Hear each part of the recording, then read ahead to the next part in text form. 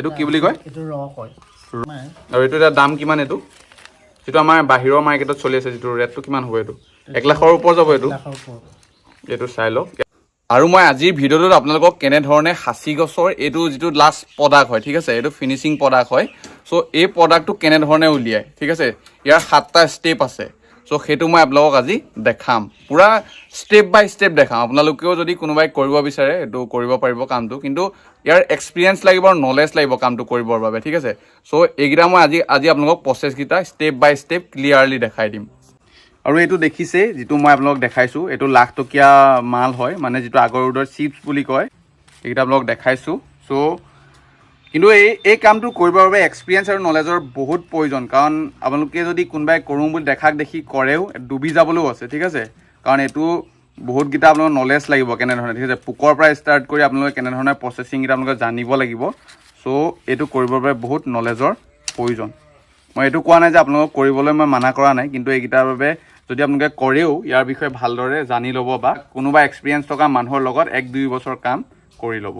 so মই আপোনালোকক এটো আজি দেখাইছো আৰু স্টেপ বাই স্টেপ মই এই ফাইনেল প্ৰডাক্টখিনি কেনে ধৰণে উলিয়াইছে মই আপোনালোকক এটা দেখাম আপোনালোকে ভিডিওটো স্কিপ নকৰাকৈ লাষ্টলৈকে চাব অলপ হলেও থুলমুল আভা এটা আপোনালোকে পাই যাব এতিয়া মই আপোনালোকক যেটো হাসি গছৰ পৰা যেটো চিপছ উলিয়ায় আগৰু চিপছ যেটো ব্ল্যাক উড বুলি কয় বহুত এক্সপেন্সিভ হয় যেটো হাসি গছৰ মাল বুলি কয় হেতু 7টা প্ৰসেছত উলিয়ায় ঠিক আছে 7টা স্টেপ আছে সো হেগিটা মই আপোনালোকক এতিয়া ভাল ধৰণে দেখাম স্টেপ গিটা স্টেপ বাই স্টেপ দেখাম কেনে ধৰণে হেতু প্ৰসেসিং গিটা হয় সো আপোনালোকে চাব সো যেতিয়া মানে গছজোপা কাটি অনা হয় তাৰ পাছত এটা এটো ফাৰ্স্ট প্ৰসেস ঠিক আছে সো এটো কি বুলি কয় এটো হয়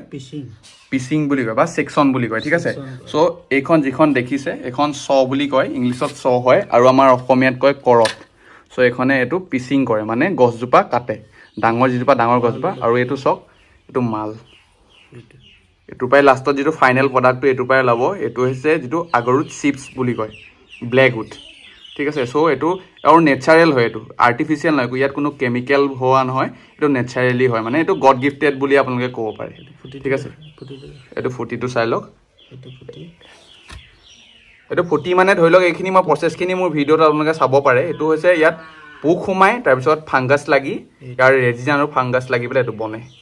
এটো ইয়াত পোক সোমাইছে মই হেতু আপোনালোকক সাইডত পিকচাৰ দেখাই দিছো কেনে ধৰণে হোল কৰে মানে ফুটা কৰে ঠিক আছে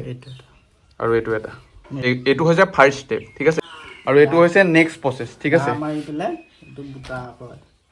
এনেকে এটো সাবমাল বুলি কয় বা কি বুলি কয় বুটা বুলি কয় ঠিক আছে এটো হৈছে সেকেন্ড প্ৰসেস এটো হৈছে সেকেন্ড প্ৰসেস এটো মানে ধুনিয়াকে যে ব্ল্যাক অংশটো ৰাখি দিব লাগে তাৰপিছত হোৱাইট অংশটো কাটি সেপাৰেট কৰি দিয়া হয় ঠিক আছে সো এইখনে কটা হয় এটো সেপাৰেট কৰি দিয়া হয় এটো হৈছে নেক্সট স্টেপ আৰু এতিয়া আপোনালোকক দেখাইছো থাৰ্ড স্টেপ এই বুটালিয়ে এনেকে মাৰি এটো দেখাই দিছো আপোনালোকক কেনে ধৰণে কৰা হয় বগা অংশটো অলপ ইয়াৰ যেটো হোৱাইট যেটো মানে পাৰ্টটো অতৰাই পেলাই ব্ল্যাক অংশটো ৰাখি এনে ধৰণে অতৰাই দিয়া হয় এটো কি বুলি কয়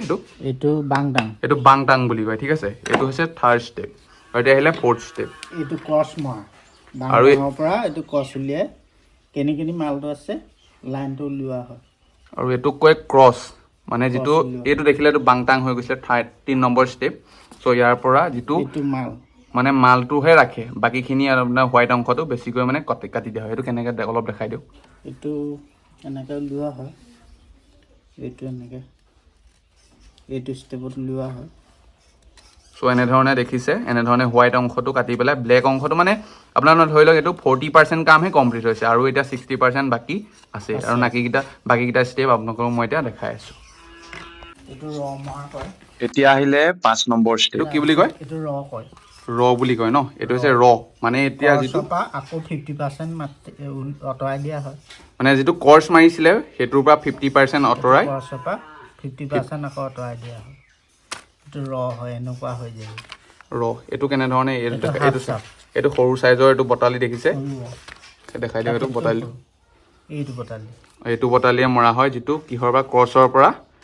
এটো উলিওৱা হয় ৰ উলিওৱা হয় এইটো হাফ সাপ তাৰপিছত নেক্সট এটো হল 5 নম্বৰ প্ৰসেস 5 নম্বৰ এটো 6 নম্বৰ এটো 6 নম্বৰ প্ৰসেস এটো হয় কি এটো হাফ সাপ এটো হৈছে হাফ সাপ ইয়াৰ পৰা মানে আপোনাৰ 70% না 80% এ কমপ্লিট হৈ যায় ঠিক আছে